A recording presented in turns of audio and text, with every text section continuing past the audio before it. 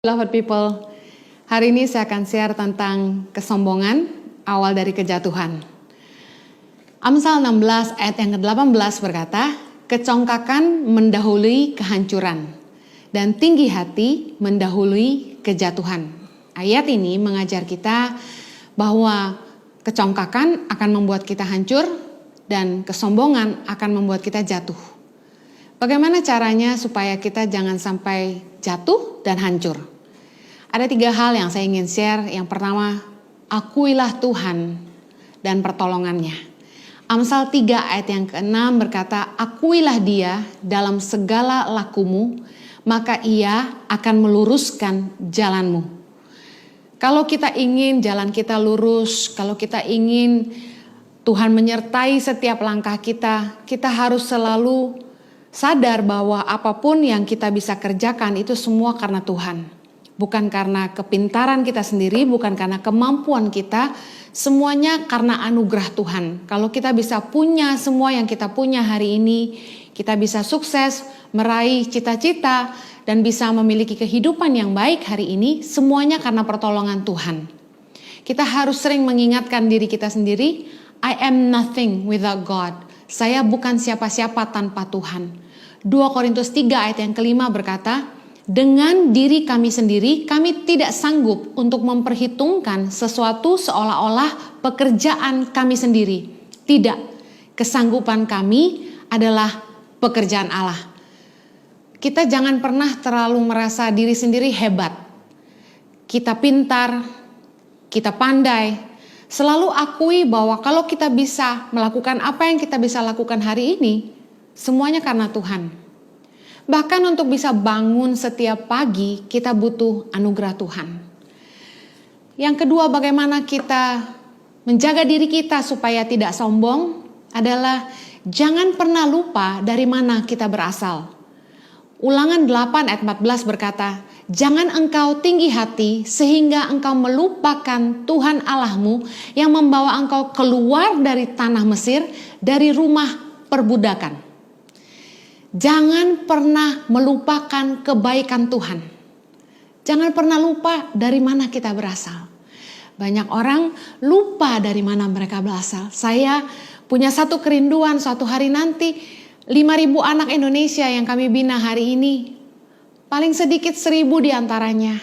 Mereka akan pulang ke kampung halamannya, membangun daerah mereka, bangun sekolah dan menolong lebih banyak lagi orang-orang di daerah mereka. Dan mereka bisa jadi pemimpin yang berintegritas, jadi pemimpin yang mencintai rakyat dan berjuang buat daerah mereka masing-masing.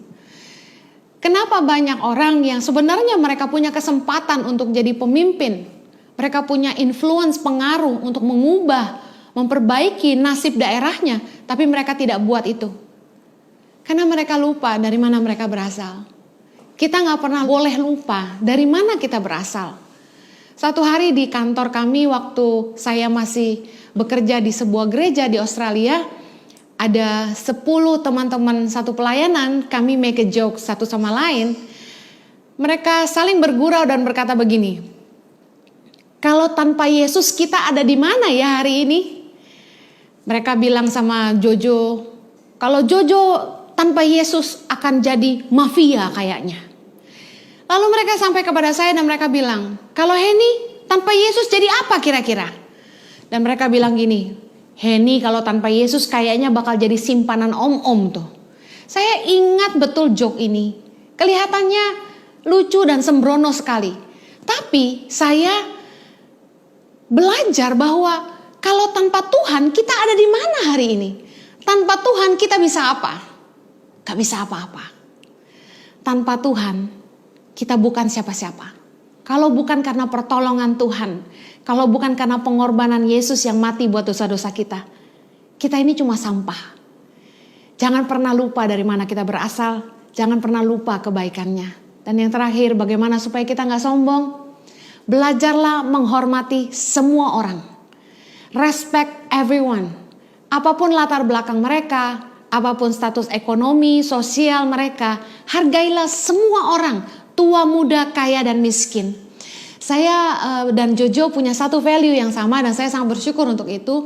Bahwa ketika kami membangun rumah tangga, kami punya rumah dan kami punya orang yang bekerja dengan kami itu tidak pernah membedakan apa yang kami makan dan apa yang mereka makan.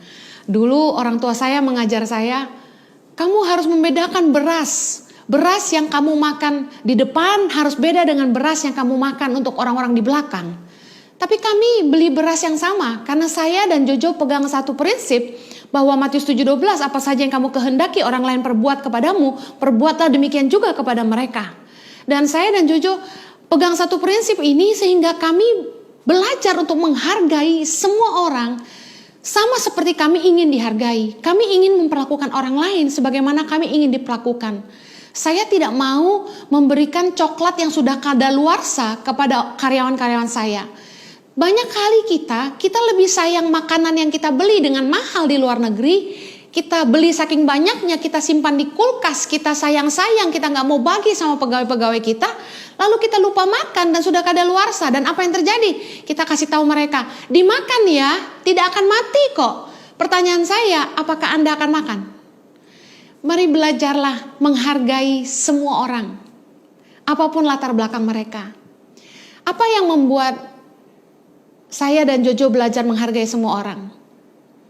Ada kedaulatan Tuhan yang tidak bisa ditentukan oleh manusia. Salah satunya adalah dari mana mereka lahir. Dari orang tua seperti apa. Mereka tidak bisa pilih orang tua mereka. Di mana mereka lahir. Mereka tidak bisa pilih mereka lahir dari suku apa. Dan mereka seperti apa mereka lahir. Miskin kaya, keriting lurus, dan lain sebagainya. Hitam, coklat, putih, kuning. Ataukah mereka berhidung mancung atau berhidung minimalis seperti saya misalnya. Kita harus tahu bahwa ada hal-hal yang bukan kita yang menentukan, tetapi Tuhan. Tapi lucunya manusia, kita nggak bisa saling menghargai untuk hal-hal yang orang itu nggak bisa tentukan buat hidupnya sendiri. Kita memandang rendah orang yang berkulit lebih hitam dari kita. Kita memandang rendah orang yang kurang cantik menurut kita. Kita memandang rendah orang yang lahir di pulau-pulau terpencil dibandingkan kita yang lahir di kota besar. Saya mau kasih tahu bahwa nggak ada seorang pun yang pengen lahir di kampung terpencil di Papua. Tapi kalau Tuhan izinkan mereka lahir di sana, mereka tidak lebih rendah dari kita. Tidak ada seorang pun yang pengen lahir dengan kulit yang terlalu gelap. Kalau mereka bisa milih, mereka juga pengen seputih Anda. Tetapi kita harus tahu bahwa itu bukan keputusan mereka. Kalau saya bisa punya pre-order, pre-creation, saya akan minta hidung yang lebih tinggi dari ini. Karena ini satu-satunya yang saya paling tidak suka dari diri saya. Dan kalau kita bisa memilih lahir dengan kulit yang lebih putih, saya juga akan minta itu sama Tuhan. Karena di keluarga saya paling coklat sendiri.